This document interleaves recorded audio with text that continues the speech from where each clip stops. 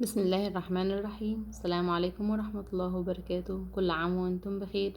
النهاردة هنتكلم عن موضوع مهم جدا في الفترة اللي احنا فيها في بداية رمضان، عن صيام الحوامل. سؤالنا المشهور: دكتور أنا حامل ينفع أصوم؟ هنجاوب بالتفصيل. أولا، الصيام فرض وركن من أركان الإسلام الخمسة، فعلشان نقولك صومي أو ما تصوميش لازم نكون متأكدين من الكلام ده. أولا، الست تصوم امتى؟ تصوم لو هي تقدر تصوم، ولو الصيام مش هيتسبب لها في اي ضرر، لا هي ولا الجنين. طيب، هي مش هيتسبب لها في اي ضرر وهي ما عندهاش اي امراض مزمنة، ولا البيبي عنده اي مشكلة صحية، وان شاء الله هتصوم. طيب، لما هتصوم نديها كم حاجة تمشي عليهم. اولا، انها تعجل الافطار وتأخر السحور، وانها في نهار رمضان تاخد كمية من الراحة، وانها ما تشتغلش طول اليوم.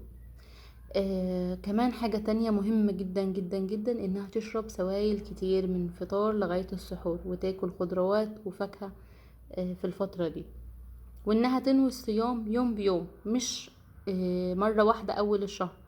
زينا احنا بننوي اول رمضان بنقول نوينا صيام شهر رمضان. لا، الست الحامل هتقول نويت اصوم غدا. خلاص، لو امورها مشيت تمام وصامت تنوي اليوم اللي بعده. ليه؟ علشان لو اصابها اي تعب او مشاكل صحية خلال اليوم بتفطر فورا.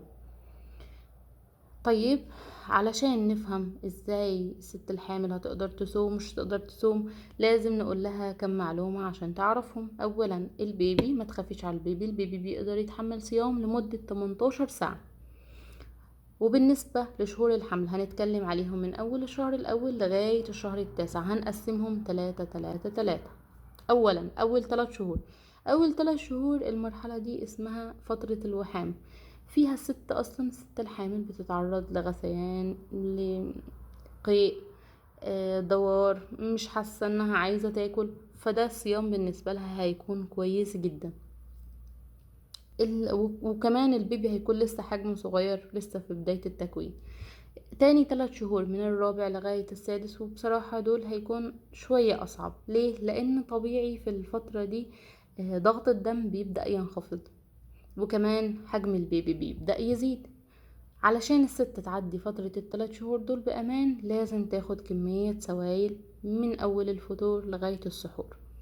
آخر 3 شهور، السابع الثامن التاسع، حجم البيبي بيكون كبير، بيكون بدأ يضغط على المعدة شوية، فاحنا اصلا مش عاوزين الست تاكل كميات كبيرة من الاكل، لا هتاكل كميات صغيرة بس هيكون اكل متوازن وصحي.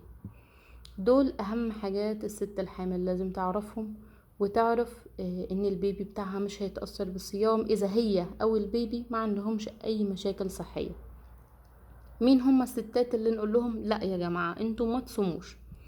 الستات دول: واحد، الست اللي عندها قيء مستعصي، يعني اي حاجة بتاكلها بترجعها، اي حاجة بتشربها بترجعها. تاني حاجة، الستات اللي عندهم صداع شديد وهبوط ودوخة وزغللة، مش هيتحملوا الصيام. التالت جروب ان الستات اللي عندهم انفصال في المشيمة او عندهم نزيف شديد. الستات اللي عندهم حرارة عالية ورشح والتهاب في الحلق ورئتين، او انفلونزا شديدة بمعنى اصح. 5، الستات اللي عندهم انيميا شديدة وامراض دم. 6، الحمل التوأمي او متعدد الاجنة. 7، نقص السائل اللي حوالين البيبي، او قصور نمو البيبي، او حركة البيبي تكون قليلة. بعدين الستات اللي عندهم جفاف مناعي او اسهال شديد. الستات اللي عندهم تسمم حمل وارتفاع ضغط الدم الخطر. الستات اللي عندهم تقلصات في الرحم، او الستات اللي عندهم ولادة مبكرة. الستات اللي عندهم مرض البول السكري اللي هو قبل الحمل او مع الحمل، يا اما هي اصلا عندها قبل الحمل يا اما مع الحمل بس كمان مش متظبطه. الستات اللي عندهم ضغط دم وراثي، مش بس مع الحمل، لا هم اصلا عندهم ضغط دم وكمان مش متظبطه. الستات اللي عندهم مشاكل في الرئة في الكلى، زي ارتفاع الكرياتينين او قصور في وظائف الكلى، او الستات اللي بتعمل غسيل كلى، او الستات اللي عندهم زراعة كلى او كبد. الستات اللي عندهم حصاوي كتير جدا وعندهم التهاب صديدي وبكتيري بشكل متكرر، طبعا دول هيكونوا محتاجين كمية مية كتيرة على مدار اليوم، مش هيكفيهم من فترة الفطار للسحور. الستات اللي عندهم ذئبة حمراء، حامل ومعاها ذئبة حمراء، فدي مش هتقدر تصوم لانها كمان عندها بيكون خلل في وظائف الكلى وتجلط الدم.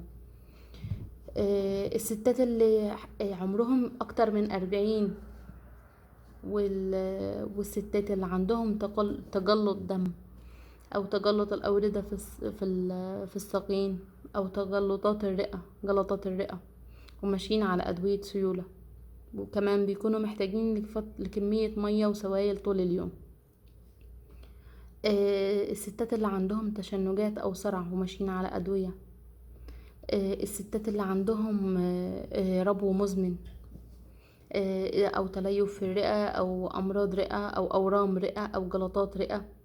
الستات اللي عندهم مشاكل في القلب مزمنة، او عندهم تضخم في عضلة القلب وعندهم جلطات قلبية سابقة. والستات اللي عندهم مركبين صمامات صناعية. مرضى التليف الكبد والصفرة والتهاب الفيروسي الحاد وأمراض الكبد الخبيثة. كل الجروب ده نقول لهم ما تصوموش، ولا يكلف الله نفسا إلا وسعها. إن شاء الله تكونوا استفدتوا، ويا ريت تعملوا اشتراك للقناة وكمان لايك. شكرا لكم.